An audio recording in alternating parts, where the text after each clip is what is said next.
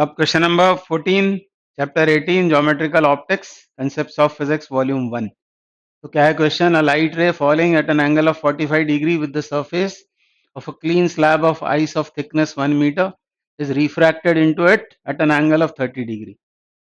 तो ये एक ग्लास स्लैब दिया हुआ है, ये मैंने उसको ड्रॉ कर रखा है। ये हम देख रहे हैं उसका साइड व्यू।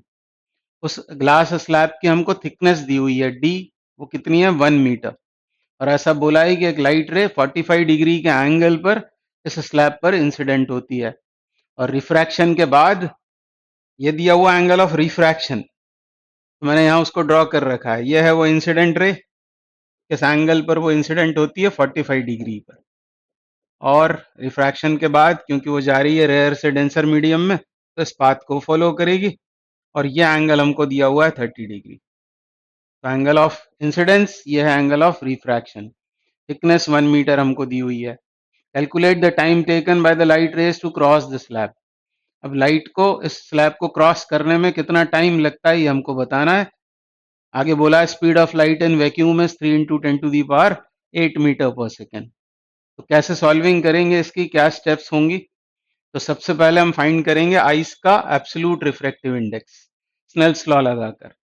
जब म्यू आ जाएगा, स्टेप 1 में म्यू आने के बाद में फिर हम फाइंड करेंगे आइस में लाइट की स्पीड v, और जब स्पीड हमको मिल जाएगी तो टाइम इज इक्वल टू क्या होगा, जितना कुछ डिस्टेंस उसने कवर किया आइस के अंदर वो ये है, जितना डिस्टेंस कवर किया अपॉन उसकी स्पीड। तो इन स्टेप्स में इसको हमको करना पड़ेगा। तो सबसे पहले हम म्यू फाइंड आउट करते हैं। स्टेप 1 में म्यू म्यू फाइंड करने के लिए लगाएंगे हम इस इंटरफेस पर।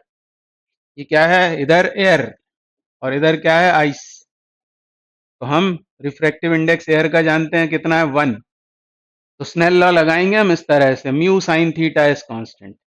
जिस भी मीडियम में हम हैं उसका रिफ्रैक्टिव इंडेक्स, उसमें फॉर्म होने वाले एंगल का साइन, ये प्रोडक्ट कांस्टेंट बना रहता है। वो साइन आए साइन आर में लगाएंगे तो कंफ्यूजन होगा। तो mu sine theta is constant, ये भी स्नेल्स लॉ ही है।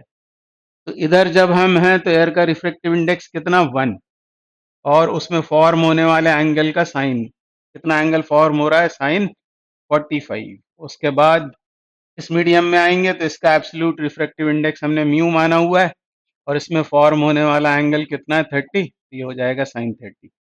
तो 1 sine 45 is equal to mu sine 30। अब साइन 45, या फिर इसको ऐसा लिख लें, mu is equal to sine 45 कितना 1/√2, और साइन 30 होगा 1/2। क्रॉस मल्टीप्लाई होने पर ये ऐसा हो जाएगा, sine 45 is 1/√2, sine 30 is 1/2। Cross multiplication पर ये होकर हमको मिल गया एब्सोल्यूट रिफ्रैक्टिव इंडेक्स आइस का। तो एक काम तो हो गया। अब यदि एब्सोल्यूट रिफ्रैक्टिव इंडेक्स म्यू है, तो आपको पता होगा कि किसी भी मीडियम का एब्सोल्यूट रिफ्रैक्टिव इंडेक्स वो क्या होता है, speed of light in vacuum upon उस मीडियम में लाइट की स्पीड। इसको याद कर लेना चाहिए। एब्सोल्यूट रिफ्रैक्टिव इंडेक्स है c/v। अब c कितना है, c हमको गिवन है, और म्यू हमने पता कर लिया है, v आ जाएगा यहाँ से। v इज इक्वल टू कितना होगा, v इज इक्वल टू हो जाएगा c upon mu. Now c is 3 × 10⁸ unit क्या है, मीटर पर सेकेंड। म्यू की यूनिट होती नहीं है, तो जो सी की यूनिट होगी वही वी की यूनिट हो जाएगी।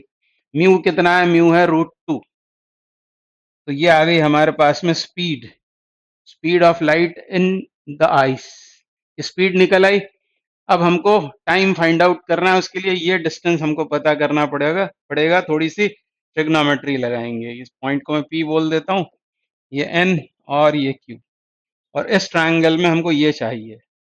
तो इस एंगल के करस्पॉन्डिंग ये क्या है, बेस, ये है हाइपोटेन्यूज। cos 30 ले लेंगे। cos 30 is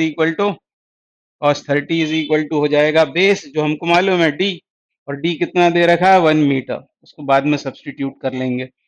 d upon hypotenuse that is pq। तो यहां से हम pq फाइंड कर लेते हैं। pq कितना होगा, तो cos 30 is √3/2 is equal to d/pq, and therefore pq comes out 2d upon √3।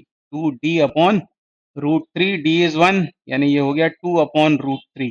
इसमें आएगा ये आंसर मीटर में, ये आंसर आएगा मीटर में, क्योंकि d मीटर में था। अब इसके आने के बाद में बस आपको तीसरी स्टेप में अब क्या करना है, अब टाइम फाइंड आउट हो जाएगा। Time t is equal to distance कितना कवर किया उसने इसके अंदर, पी क्यू मतलब ही 2/√3, ये डिस्टेंस कवर्ड और किस स्पीड से, तो ये स्पीड हमने निकाल रखी है, ये कितनी है 3 इंटू 10⁸ अपॉन√2, तो सेकेंड्स में आपका आंसर आ जाएगा 2√2/√3 इंटू 3 इंटू 10⁸ इसको मैंने सॉल्व कर रखा है और it comes out to be 0.544 into 10⁻⁻8 second. अब यदि इसको -9 बनाना है ताकि हम नैनो सेकेंड में आंसर कर पाए, -9 बनाने के लिए क्या करना पड़ेगा, 10 से इसको डिवाइड, 10 से मल्टीप्लाई करेंगे तो ये हो जाएगा 5.44 इंटू 10⁻⁻9, ये भी सेकंड में आएगा अभी, पर इसको हम लिख सकते हैं 5.44 नैनो सेकेंड और यही इस क्वेश्चन का आंसर है।